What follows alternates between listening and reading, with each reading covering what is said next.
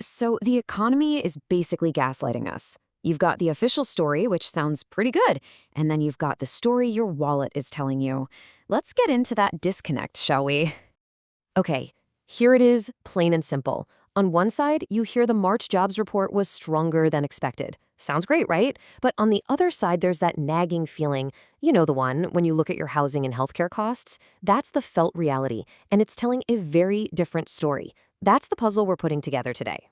All right, let's start with the official story, that jobs report. Because on the surface, everything looks fine. But you know the devil's always in the details. And here's the headline number everyone wants you to see: 178,000 new jobs added in March. You know, on paper, that's exactly what you want to hear. It looks like things are stabilizing after a little wobble in February. So, case closed? Good news all around? Well, you know it's never that simple. The headline is always stronger than the underlying mood. It's designed to be. When you dig into the rest of the data, the story starts to change. And here's where it gets interesting. Look, a 4.3% unemployment rate, that's fantastic. That's what you want. But then you look at the number next to it, labor force participation.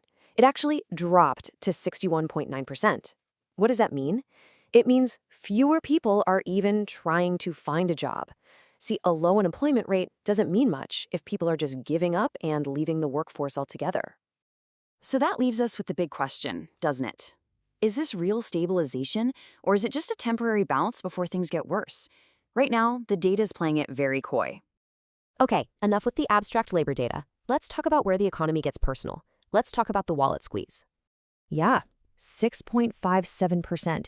That's the new average for a 30-year fixed mortgage. I'll just let that number sit there for a second.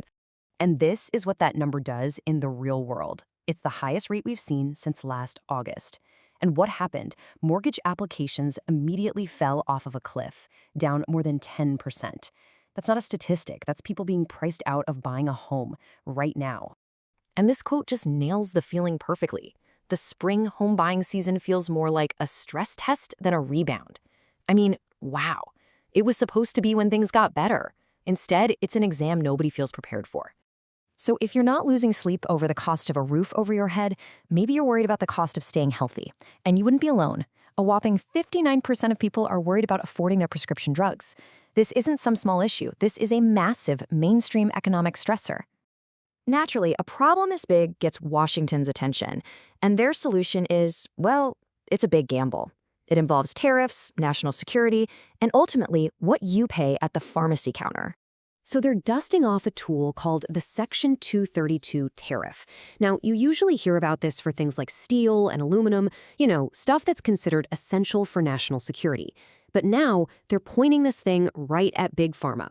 The plan, at least on paper, is pretty straightforward. Step 1, slap tariffs of up to 100% on certain drugs. Step 2, use that threat to bully drug companies into lowering their prices. And Step 3, hope this encourages them to start making more of their products here in the US. Simple, right?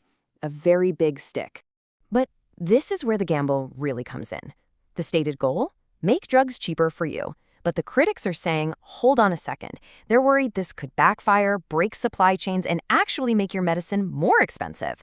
So you've got two totally opposite potential futures here. Okay, so let's pull all this together. We've got a jobs report that's confusing, a housing market that's brutal, and a huge new government play on drug prices.